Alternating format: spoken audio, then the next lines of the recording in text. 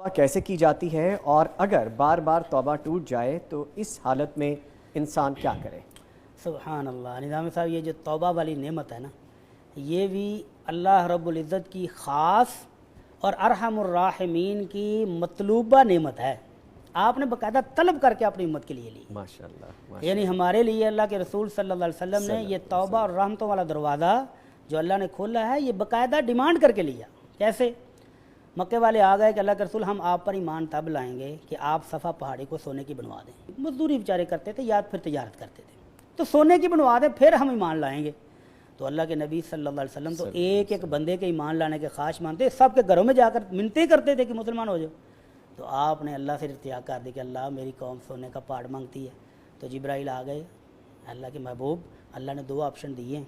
پہلا آپشن یہ تھا کہ ان کی خواہش کے مطابق صبح تک صفا پہاڑی سونے کی بن جائے گی، اور دوسرا آپشن تھا کہ ان کے لیے توبہ اور رحمت کا دروازہ تا قیامت کھول دیا جائے۔ تو اللہ کے نبی صلی اللہ علیہ وسلم نے پہلا آپشن فوراً چھوڑ دیا کہ نہیں، یہ تو نہیں چاہیے مجھے، میری امت کے لیے یہ سونا نہیں چاہیے، اور دوسرا آپشن آپ نے لے لیا کہ تا قیامت گناہ گار توبہ کرتے رہیں اور اللہ کی طرف سے ان کو بخشش ملتی رہے، اللہ کی رحمتیں حاصل ہوتی رہیں۔ تو آپ نے فرمایا یہ دروازہ جب تک سورج مغرب سے طلوع نہیں ہوتا تب تک یہ دروازہ کھلا ہوا ہے۔ جب بھی بندہ گناہ گار تھک جائے، گناہ گار ایک تو ہے نا کہ وہ اس کو موقع نہیں مل رہا، ایک ہے کہ گناہ کر کر کے تھک بھی جائے تب آ جائے۔ تو یہ شیطان لعین نے قسم کھائی تھی کہ اللہ تیری عزت کی قسم، جب تک یہ ابن آدم زندہ ہے میں اس کو چھوڑوں گا نہیں، گناہ کراتا رہوں گا۔ تو اللہ نے بھی اپنی 3 قسمیں کھا کے کہا تھا کہ مجھے میرے جلال، میری عزت، میرے بلند مرتبے کی قسم، تو ساری زندگی ان سے گناہ کروائے گا، اور میرے بندے نے ایک دفعہ آ کر میرے سامنے جھک کے شرمندگی سے، ندامت سے کہا اللہ معاف فرما دے، تو میں نے ساری زندگی کو معاف کر دینے۔ ماشاءاللہ۔ صرف معاف ہی نہیں کرنے بلکہ فرمایا کہ اللہ ان گناہ گاروں کے گناہوں کو بھی نیکیوں میں بدل دیتا ہے۔ تو یہ توبہ اللہ رب العزت کی بہت بڑی نعمت ہے۔ اگر کسی بندے کو اس کا احساس ہو جائے تو یہ جو بھائی پوچھ رہے ہیں، پہلی بات تو یہ ہے کہ ان کو یہ احساس ہے، یہ بہت بڑی نعمت ہے، اس پر بھی اللہ کا شکر ادا کریں کہ ان کو گناہوں کی توبہ کا احساس پیدا ہوا ہے۔ تو سب سے پہلے ہے کہ شرمندگی کہ مجھ سے یہ ظلم ہو گیا ہے، یہ میں نے جرم کر لیا، اپنے رب کی نافرمانی کر لی۔ پہلے ندامت، اور اگر آنکھوں سے ایک آنسو نکل آئے تو وہ ساری زندگی کی سیاہیوں کو دھونے کے لیے کافی ہے، ایک آنسو صرف۔ اور اس ندامت کے بعد پھر پختہ عزم کہ آئندہ میں یہ گناہ نہیں کروں گا۔ یہ پختہ عزم کے ساتھ اپنے رب کے سامنے 2 رکعت نفل پڑھ کے سجدے میں کہہ دے کہ اللہ مجھے معاف کر دے، تو اللہ سب معاف کر دیتا ہے۔ ماشاءاللہ۔ یہ پکی توبہ ہے۔ لیکن توبہ وہ نہ ہو جس طرح وہ کہتے ہیں ٹوٹ جاتی ہے۔ ٹوٹنے کی بھی 2 صورتیں ہیں۔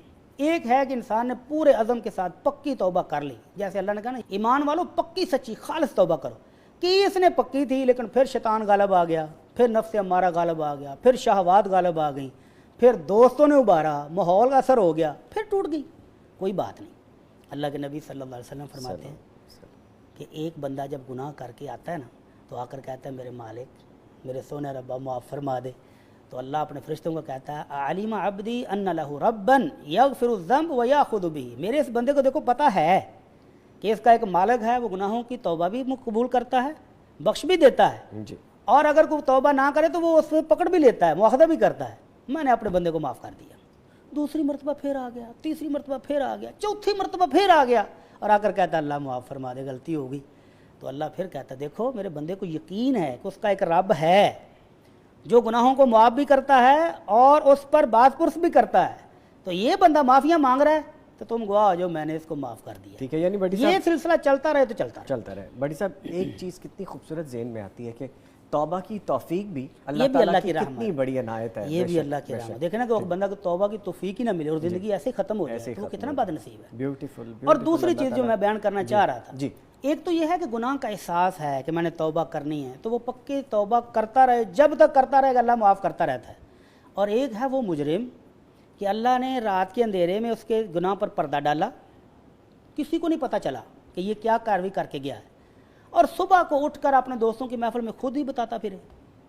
تو اللہ کے نبی صلی اللہ علیہ وسلم فرماتے ہیں کل امتی معافا الا المجاہرین، میری امت کے ہر بندے کو معاف کر دیا جائے گا، لیکن یہ جو جرت مند، یہ باغی ہے نا، جو سر عام اعلان کرتا پھرتا ہے اپنے گناہوں کا، اس کو معافی نہیں ملے گی۔